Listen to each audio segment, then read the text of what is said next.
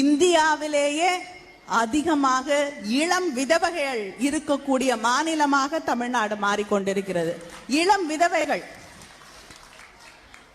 ஏன்னா இங்க குடிப்பழக்கம் ஒவ்வொரு நாளும் மடிமையாக கூடிய அந்த நிலை அதிகரித்தே கொண்டே போகுது.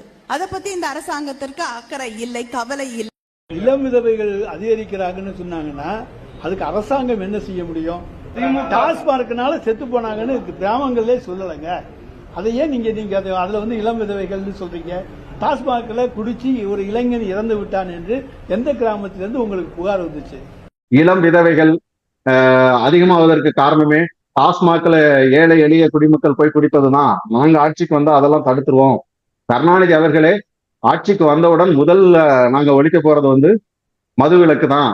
இப்படியெல்லாம் திமுக இந்த 2016 காலகட்டங்களில் பேசினாங்க. 2021 வரும்போது அது ஒரு முக்கிய பிரச்சனையா இல்லாம போன உடனே அதை தேர்தல் அறிக்கையிலேயே இவங்க சொல்ல அப்படியே அதுல இருந்து நகர்ந்துட்டாங்க. ஸ்டாலினே வீட்டு முன்னாடி நின்று போராட்டம் எல்லாம் பண்ணிருக்கிறாரு. மதுவை ஒழிப்பதற்காக போராட்டம் எல்லாம் அவங்க கொரோனா சமயம் நினைக்கிறேன் எனக்கு தெரிஞ்சு. அதனால வெளியே நின்று போராட்டம் எல்லாம் பண்ணிருக்கிறாரு.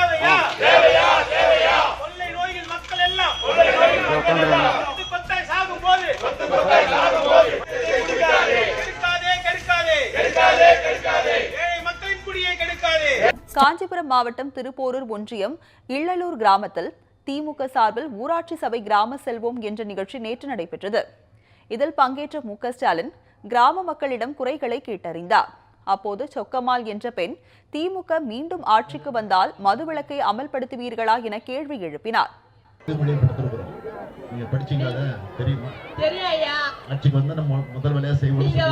இந்த மாதிரியான இரட்டை வேடம் போடுவதில் திமுகவுக்கு சளைத்தது வேற யாருமே இருக்க முடியாது. அவங்க எப்பவுமே இதைத்தான் செஞ்சுக்கிட்டு இருப்பாங்க.